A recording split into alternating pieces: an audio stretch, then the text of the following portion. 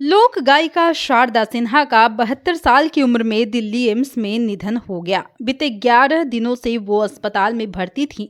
शारदा सिन्हा को बचपन से ही संगीत में काफी दिलचस्पी थी। संगीत के लिए उनकी लगन को देखकर पिता ने भारतीय नृत्य कला केंद्र में प्रवेश करवा दिया। हिंदी, मैथिली, भोजपुरी भाषाओं में कई गीत गाने वाली इस लोक गायिका को भारत सरकार ने पद्मश्री और पद्म विभूषण से सम्मानित किया। लेकिन उनके लिए गाना इतना आसान न था। जब उनकी शादी हुई तो उनकी सास ने गाने पर पाबंदी लगा दी थी। गाना गाने की जिद करने पर सास ने कई दिनों तक खाना नहीं खाया था।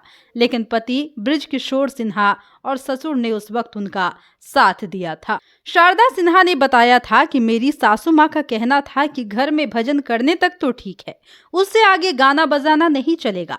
हमारे यहाँ आज तक घर की बहुओं में से कोई भी बाहर जाकर गाना नहीं गाई, तो तुम भी नहीं गाओगी।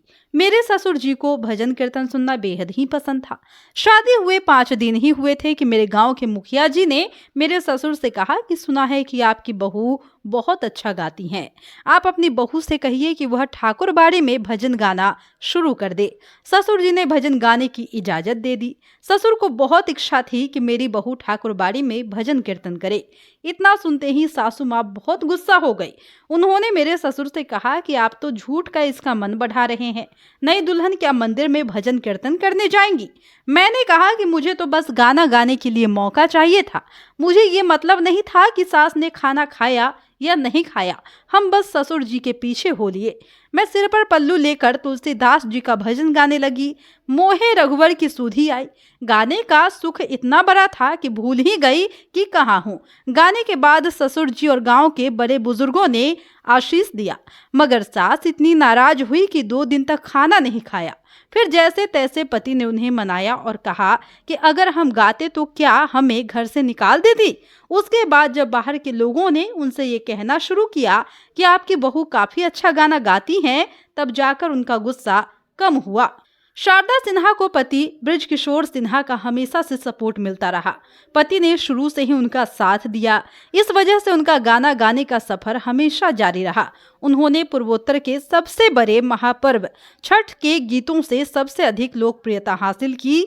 उन्होंने मैथिली और भोजपुरी में कई गीत गाए और शारदा सिन्हा गायन के अलावा नृत्य में भी पारंगित थी। उन्होंने मणिपुरी नृत्य की शिक्षा भी ली थी।